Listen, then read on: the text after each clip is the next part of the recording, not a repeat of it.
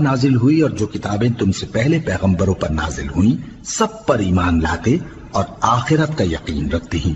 یہی لوگ اپنے پروردگار کی طرف سے آئی ہوئی ہدایت پر ہیں اور یہی لوگ کامیاب ہیں۔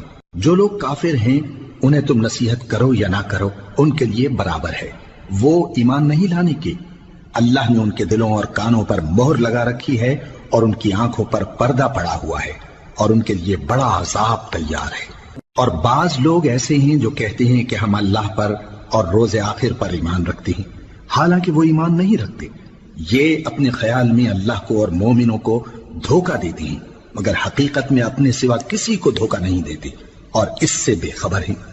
ان کے دلوں میں کفر کا مرض تھا، اللہ نے ان کا مرض اور زیادہ کر دیا اور ان کے جھوٹ بولنے کے سبب ان کو دکھ دینے والا عذاب ہوگا۔ اور جب ان سے کہا جاتا ہے کہ زمین میں فساد نہ ڈالو تو کہتے ہیں کہ ہم تو اصلاح کرنے